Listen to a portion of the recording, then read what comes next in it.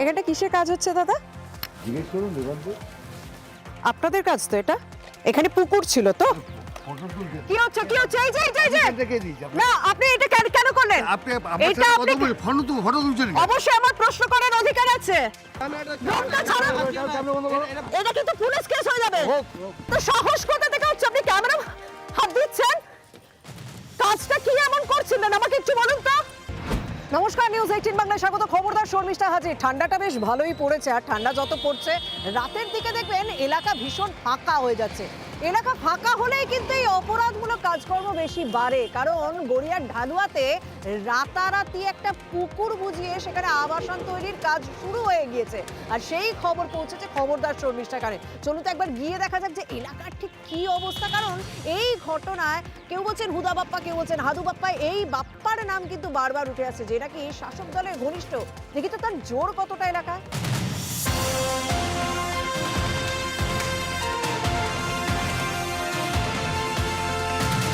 সোনারপুর রাজপুর পুরসভা 2 নম্বর ওয়ার্ডে, যে ওয়ার্ডের কাউন্সিলর হচ্ছেন পাপিয়া হালদার, সেই ওয়ার্ডে নাকি রাতারাতি পুকুর বুঝিয়ে আবাসন তৈরির কাজ চলছে, এবং সেটা নাকি শাসক দলের ঘনিষ্ঠ যারা তাদের মদতেই কাজ হচ্ছে। সেই অভিযোগ পাওয়ার পর মনে হলো চলুন এলাকায় দেখা যায়, কারণ এই সোনারপুর রাজপুর পুরসভাতেই আপনাদের দেখিয়েছিলাম কিভাবে দেবত্ব সম্পত্তি মানে শিব ঠাকুরের সম্পত্তি সেখানেও রাতারাতি ব্যক্তিগত সম্পত্তি হয়ে গেছে। এবং বলছে এই পুরসভায় নাকি, এই সোনারপুর রাজপুর পুরসভায় নাকি এরকম কাজ প্রায়শই চলছে।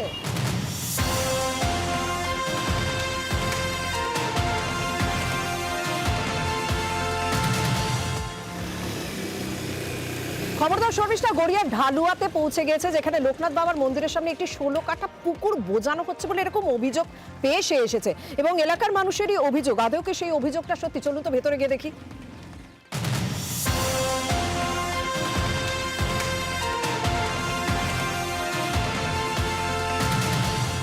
দাদা এখানটা কিসের কাজ হচ্ছে? হ্যাঁ, এখানটা কিসের কাজ হচ্ছে দাদা? জিজ্ঞেস করুন দেবান্ত। আপনাদের কাজ তো এটা? দেবান্তদের জিজ্ঞেস। আমি জিজ্ঞাসা করছি আপনাদের কাজ তো, আপনাদের প্রজেক্ট তো এটা? না, হ্যাঁ, আপনারা কি এখানকারই বাসিন্দা? হ্যাঁ, এখানকারই বাসিন্দা তাই তো? এখানটা কি ছিল এই জায়গাটা? এই জায়গাটা কি ছিল? বাস্তু রেকর্ডে আছে। এখানে পুকুর ছিল তো? ফটো তুলতে কি হচ্ছে এই যে দেখে দিয়েছি না আপনি এটা কেন করলেন? আপনি আমার এটা সাথে আপনি কথা বলে ফটো তুলছেন কেন? অবশ্যই আমার প্রশ্ন করার অধিকার আছে। এটা আমাকে কি হচ্ছে নাকি? আপনি ক্যামেরা ছাড়ুন, এই, ক্যামেরাটা ছাড়ুন আপনি। এই যে কি সাহস আপনার! আপনি ক্যামেরা ছাড়ুন, আপনি ক্যামেরা ছাড়ুন, আপনি ক্যামেরা ছাড়ুন, বাপাকে ডাকতো। আপনি ক্যামেরা ছাড়ুন, ড্রোনটা ছাড়ুন। ক্যামেরা বন্ধ করো। এটা কিন্তু পুলিশ কেস হয়ে যাবে। হোক, ক্যামেরাটা ছাড়ুন, ক্যামেরা বন্ধ করো। ক্যামেরাটা ছাড়ুন। বড় ভুল করছেন কিন্তু। আমরা কিন্তু এই, বললো ওটা। আপনি কি, আপনার এত বড় সাহস, আপনি একজন মহিলার গায়ে হাত দিয়ে এরকম করছেন?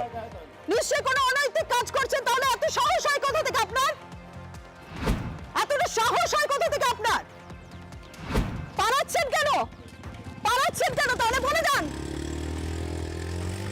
কি সাংঘাতিক!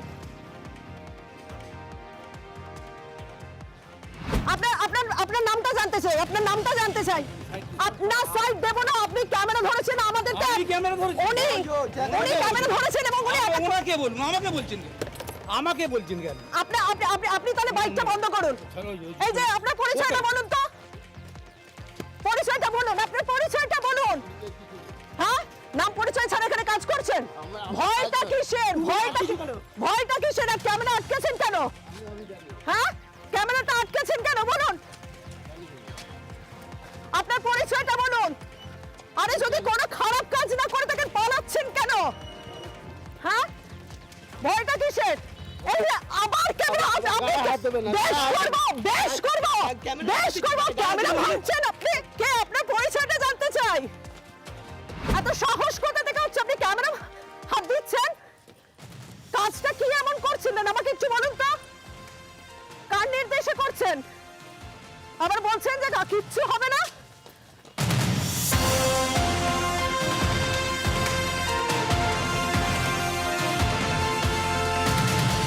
দেখলেন তো কি পরিস্থিতি তৈরি হলো। কেউ যদি সবকিছু নিয়ম মেনে করেন, আইন মেনে করেন, তাহলে ক্যামেরা কেন ভাঙার চেষ্টা করবেন, কেন খবরদার শর্মিষ্ঠাকে আটকানোর চেষ্টা করবেন? এই ঘটনাই হলো, মানে রীতিমতো আমার ক্যামেরা পার্সন কাঞ্চনকে রীতিমতো তার উপর শারীরিকভাবে হেনস্থা করা হয় এবং আমার বুম, আমার হাত ধরে আটকানো হয়। অবশ্যই আমি এটার জন্য স্থানীয় থানায় তো অভিযোগ জানাবো, কিন্তু বারবার কলকাতা পুরসভা বা বিভিন্ন পুরসভা রাজ্যের কোনো রকম জলাজমি ভরাট করার বেআইনি, আইনত অপরাধ, তবুও কি করে জলাজমি ভরাট করা হচ্ছে? কিন্তু না, অস্বীকার করা হচ্ছে। এখানে যাদের প্রপার্টি, এই পাশের প্রপার্টিটা যাদের ছিল, তার পাশাপাশি এই পুকুরটা যাদের মধ্যে ছিল, যাদের প্রপার্টি পাশে ছিল, সেটাও শুদ্ধ পুরো পুরো এই গোটা এলাকাটা ধরে একটা বড় আবাসন হবে হয়তো।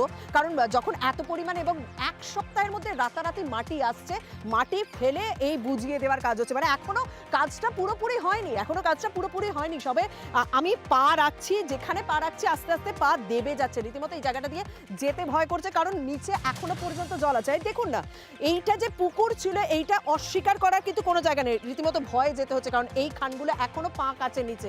এই যে এই জায়গাটা পুকুরের অবশিষ্টাংশ রয়েছে এবং ওর পাশেই আরো একটা পুকুর রয়েছে। প্রশ্ন তো এখানে, একটা পুকুর তো রীতিমতো মাটি ফেলে বুঝিয়ে দেওয়ার কাজ হয়ে গেল, এবং এটা সোনারপুর রাজপুর পুরসভার অন্তর্গত 2 নম্বর ওয়ার্ডে হচ্ছে, এবং স্থানীয় প্রশাসনিক আধিকারিক তারা কেউ কিচ্ছু জানেন না। না এই পুকুরটা বোঝানোর পরে পরের টার্গেট হবে ওই পুকুরটা, সেটা প্রশ্ন উঠছে। এই প্রশ্ন নিয়ে বেশ কিছু মানুষের সঙ্গে কথা বলো, অভিযোগটা কতটা সত্যি কতটা মিথ্যে সেটা শুনবো, চলুন।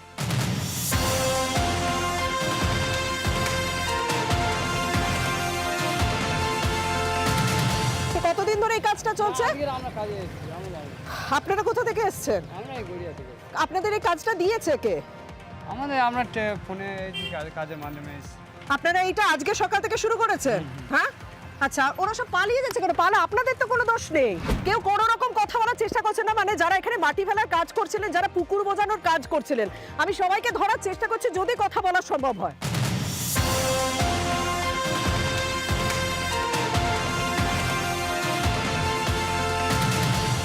আপনারা এখানে কতদিন ধরে থাকেন? আমরা অনেক দিন থেকে অনেক বছর ধরেই আছেন। আপনার বাড়ির পাশে এই জায়গাটা ঠিক কি ছিল, যেখানে এখন আমি দেখছি পা দিলে রীতিমতো মাটি দেবে যাচ্ছে? পুকুর ছিল। পুকুর ছিল, পুকুর ভরাট করার তো কোনো নিয়ম নেই। এখন দেখুন ওরা কি করছে না করছে সেসব তো লোককে বলে না, ওরা নিজেদের এটা মতো কি খুব করছে। তাড়াতাড়ি হয়েছে কাজটা? হ্যাঁ, পুকুর তাড়াতাড়ি ভর্তি করছে। খুব তাড়াতাড়ি না? তাও কদিন ধরে এখানে কাজকর্ম হচ্ছে? 1 সপ্তাহ 10 দিন। 1 সপ্তাহ। কার প্রজেক্ট কিছু জানেন এটা? হ্যাঁ, আমি নিজেই অসুস্থ হয়ে ঘরে পড়ে আছি। এলাকার কোনো ছেলেপেলার কাজ কি এটা? সেটা বলতে পারবো না কারা কি করছে। মানে মুখ চেনা সেরকম অতটা দেখেনি, তাই তো? একটু কি ভয় লাগছে? ভয় আছে নাকি? ভয়ের জন্য না, নিজেই আমি অসুস্থ। কত বছর ধরে থাকেন? 16 বছর ধরে এখানে আছেন। এদিকটা আসা সম্ভব কি? আচ্ছা, এইখানটা কি দেখে অভ্যস্ত? বলতে পারবেন না? না বলতে চাইছে না, ভয় লাগছে? কোনোটাই বলবেন না। আচ্ছা, একটা কথা খালি বলুন তো, এটা কি এলাকার লোকের সাহায্যেই হচ্ছে? কষ্ট করে লোকের থেকে কথা বার করতে হচ্ছে, কারণ স্বাভাবিক, আমি চলে যাব, আমি থাকাকালীনই আমাদের উপর এরকম ভাবে হামলা হলো, আমি চলে যাওয়ার পর যারা মুখ খুলবেন তাদের উপর তো আরো বড় হামলা হতে পারবে। স্বাভাবিকভাবে কেউ ভয়ে মুখ খুলতে চাইছে না।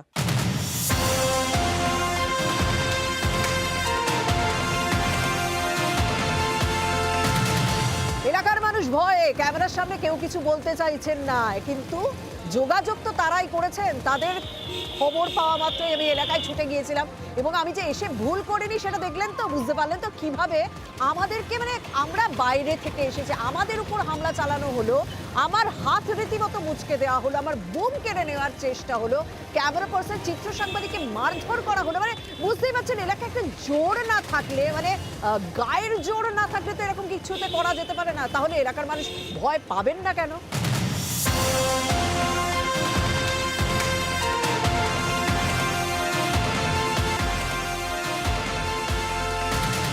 খবরদার শর্মিষ্ঠা অন্তত এই ঘটনার সব দিক তুলে ধরার চেষ্টা করলে পুলিশ প্রশাসনের দ্বারস্থ হলাম। দেখি আমাদের যে এফআইআর, সেই এফআইআর এর কোনো ব্যবস্থা নেওয়া হয় কিনা, কারণ এলাকায় গিয়ে দেখলাম কাজটা বন্ধ আছে, যে তৎপরতার সঙ্গে কাজ চলছিল সেই কাজটা বন্ধ আছে, কিন্তু এই কাজ কতদিন বন্ধ থাকবে না, এখন উচ্চাটন হচ্ছে বলে এখন কটা দিন কাজ বন্ধ রেখে আবার পরে সেই আগের অবস্থায় ফিরে আসা, সেদিকে তো অবশ্যই নজর রাখতে হবে। যাই হোক, আজ এখানে শেষ করছি।